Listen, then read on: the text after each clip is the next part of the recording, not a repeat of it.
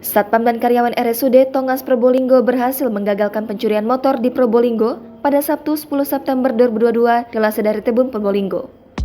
Dua maling bersenjata bondet melancarkan aksi pencurian motor di parkiran RSUD Tongas Probolinggo. Saat dua maling hendak kabur membawa motor trail yang digasak dari parkiran, satpam dan karyawan langsung mengadangnya di pintu keluar. Tanpa diduga, seorang pelaku mengambil bondet dari dalam tas dan melemparkannya ke arah seorang satpam. Seorang satpam itu pun terluka di bagian kakinya. Pelaku lari kalang kabut, motor trail curian ditinggal begitu saja.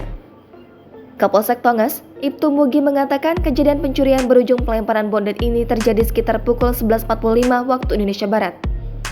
Dua pelaku datang ke RSUD Tongas Probolinggo mengendarai motor metik dan lantas menuju ke area parkiran motor.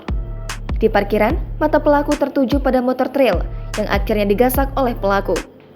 Saat hendak membawa kabur motor, aksi pelaku ini kepergok oleh karyawan dan satpam rumah sakit. Mereka lalu mengadangnya di pintu keluar. Takut tertangkap, seorang pelaku melemparkan bondet ke arah seorang satpam yang diketahui bernama Wahyudi, warga desa Tambak Rejo, Kecamatan Tongas, Probolinggo. Akibatnya, Wahyudi menderita luka pada kaki karena terkena ledakan bondet. Setelah melempar bondet, pelaku meninggalkan motor trail curian, lalu kabur mengendarai motor metik berboncengan.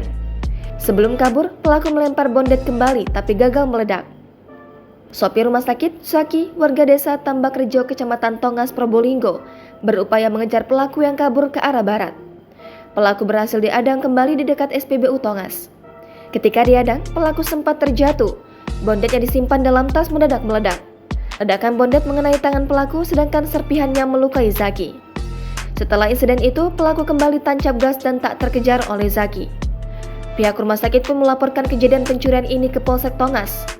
Mendapat laporan, petugas kepolisian bergegas mendatangi lokasi. Polisi telah melakukan olah TKP dan menghimpun keterangan saksi.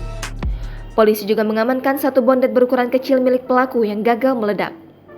Korban ledakan bondet, Wahyudi dan Zaki, saat ini masih dirawat di RSUD Tongas. Jangan lupa subscribe, share, komen, dan like ya!